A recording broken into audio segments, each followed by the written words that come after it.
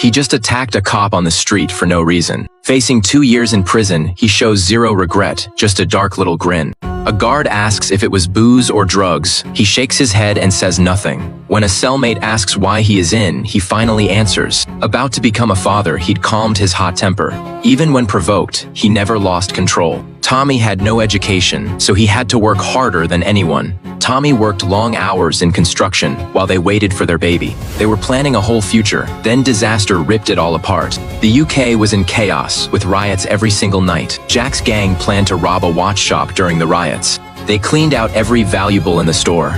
But as they left, the owner came charging out. Someone died, everything changed. They fled fast the next day. They watched their crime on TV, not knowing Tommy's wife saw them.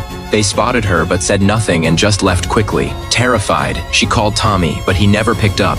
So she pushed through her fear to the car. She finally exhaled, but right then, the attack cost them their unborn child. She fell apart. Tommy dropped everything to be with her day and night. He tried everything, but losing the baby and the chance to ever have kids broke her. In the end, she left him. He lost his child and the love of his life. There was nothing left holding him together. He smashed the crib meant for their baby, and all that rage turned into one obsession: hunt down the scumbags who destroyed his life. Asking around, he learned Jack's gang was already in prison on other charges. So one night, Tommy attacked a cop to get himself locked up. Just like he told his cellmate. Day one inside, a prisoner provokes him.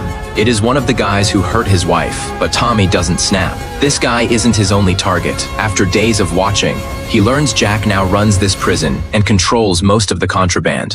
Even the guards are in on it, partying in Jack's cell every day. Tommy's alone, no muscle to take Jack out directly, so he'll settle scores one by one. He starts with one of Jack's men, one of the 4 that night. Next morning, the guy signals the meetup with a look. Tommy rushes to his cell, tears a book cover, wraps his fists, ready to fight.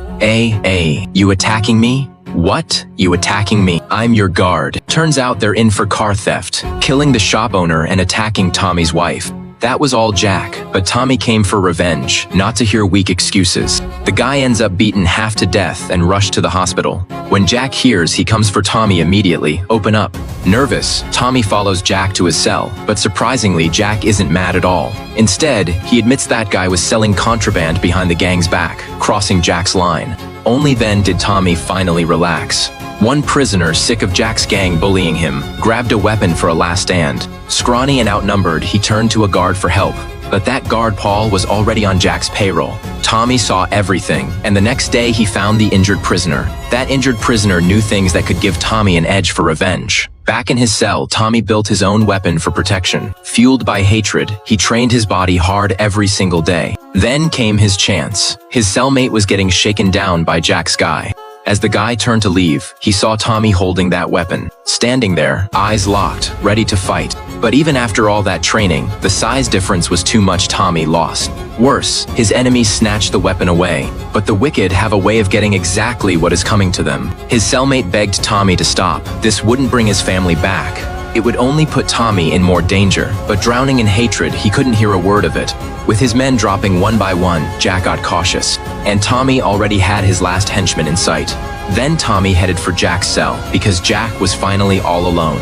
What Tommy didn't know, Jack had backup, and that guy came ready with a brutal improvised weapon. And in prison, that kind of ambush is deadly. Just as Tommy was suffocating, Paul walked in. Paul threw the half-dead Tommy into solitary. Tommy thought he'd gotten lucky. But it gets worse. Tommy goes days without a single meal. And Paul shows up daily to beat him. Covered in wounds, Tommy's about to break. Then a female officer treats his wounds and can't stomach the abuse. She reports Paul to the warden, who orders Tommy released. But Paul gets zero punishment. Turns out the warden's in on it. They're all part of the same racket. It gets swept under the rug, but Tommy's revenge is just getting started. He convinces his cellmate to help him plan an uprising. After lunch, Tommy suddenly stands and walks off. Then his cellmate jumps on a table, exposing the prison's corruption.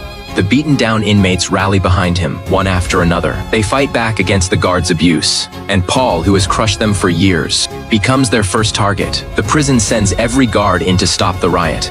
Meanwhile, Tommy grabs the weapon from his cell. Time for his final showdown with Jack, but Jack's already waiting.